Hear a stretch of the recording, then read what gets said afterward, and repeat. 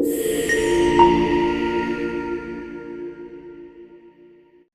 students, আজি topic লৈ আহিছো parts of speech. পদ. What is parts of speech? পদ কি? Each and every word in a sentence is called a parts of speech. Sentence ত থকা প্ৰত্যেকটো ওয়ার্ডে এটা এটা parts of speech. ইংলিশ গ্রামারত 8টা parts of speech আছে.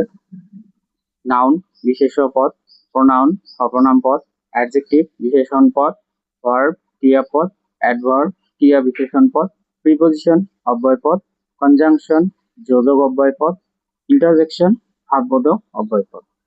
এটা নাউনে কি বোঝায়? নাউনে বোঝাবো অকল নাম, সকলোবোৰ বস্তুৰ নাম, প্ৰাণীৰ নাম হওক, উদ্ভিদৰ নাম হওক, জাগাৰ নাম হওক, যিকোনো নাম মানেই হল নাউন.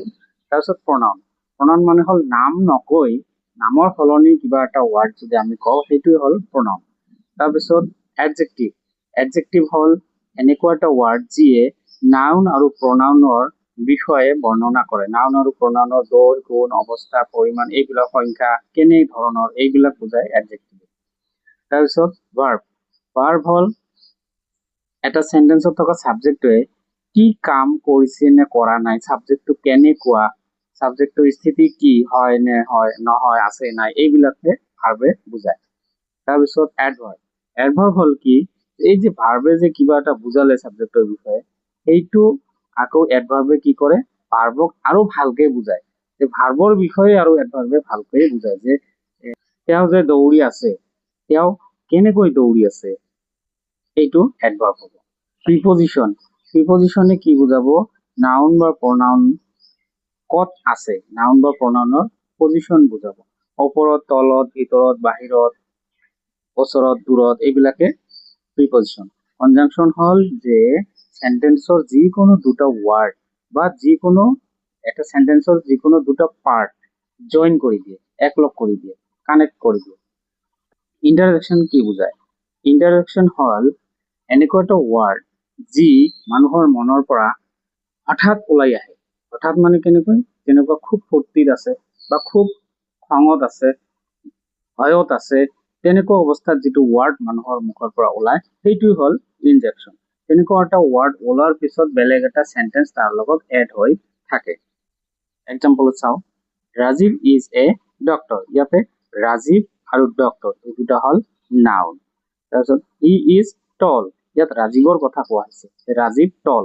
এতিয়া ৰাজীৱ নামটো নকৈ হি ব্যৱহাৰ কৰা হৈছে, সেইটো গতিকে এটা হল pronoun. He is tall. ইয়াতে আকৌ হি কেনেকুৱা, হি টল. তেতিয়া এই তেওঁৰ বিষয়ে কি কৈছে, টল. টল মানে ওখ, তেওঁৰ বিষয়ে কিবা এটা বৰ্ণনা কৰিছে, তেওঁ কেনেকুৱা, টল. এই টলটো কোৱা হ'ব adjective. তাৰপিছত he is a very good doctor. এই সেন্টেন্সটো ভালদৰে লক্ষ্য কৰা. হি মানে তাৰ কিবা এটা নাম আছিল, কি আছিল, ৰাজীৱ. তাহলে হি ওয়াৰ্ডটো ব্যৱহাৰ কৰিছে, তাৰ মানে হি pronoun. তাৰপিছত ভেৰি গুড ডক্টৰ, তেওঁ যে ই যে একটা ডক্টৰ, ডক্টৰ এটা নাউন. কেনেকুৱা ডক্টৰ, গুড ডক্টৰ. এই গুড ওয়াৰ্ডটো কি বুজাব, অ্যাডজেক্টিভ বুজাব. ডক্টৰৰ বিষয়ে এটা বৰ্ণনা দিছে. তাৰপিছত আকৌ গুডৰ আগত কি আছে, ভেৰি গুড. অকল গুড নহয়, কেনেকুৱা, ভেৰি গুড. এই গুডটোকে আকৌ ভালদৰে বুজাইছে কি, ভেৰি ওয়াৰ্ডটো. এই যে অ্যাডজেক্টিভৰ আকৌ ভালদৰে এটা বৰ্ণনা দিছে, এইটো কোৱা হ'ব অ্যাডভাৰ্ব. তাৰপিছত হি loves to play chess. তেওঁ এটা আকৌ pronoun আহি গল loves, মানে হি যে ভাল পায়, এটা কাৰ্য কৰি ভাল পায়. প্লে মানে খেলা, loves মানে ভাল পায়. এই দুয়োটাই কি বুজাব, ভার্ব. যে সাবজেক্টে কিবা এটা ভাল পায় বা খেলে বা কাৰ্য কৰে. to chess, loves to play chess. কি খেলি ভাল পায়, chess. এইটো এটা খেলৰ নাম, এইটো noun. Rajiv is at hospital now. Rajiv এইটো হল noun, is at hospital. hospital এইটো এটা নাউন, এটা প্ৰতিষ্ঠানৰ নাম. তাৰপিছত ইয়াত কি আছে, ৰাজীৱ ক'ত আছে, হস্পিটালত. এটেৰে বুজাইছে যে তেওঁ হস্পিটালত আছে. এইটো কি বুজাইছে, ৰাজীৱৰ পজিশন বুজাইছে, বৰ্তমান ক'ত আছে, হস্পিটালত আছে. এই এটটো কোৱা হ'ব প্ৰিপজিশন. তাৰপিছত ৰাজীৱ এন্ড কমল দুটা নাউন আছে, এই দুটা নাউনক এই যে এন্ড ওয়াৰ্ডটোৱে কানেক্ট কৰিছে. এই এন্ড ওয়াৰ্ডটো হল কনজাংশন.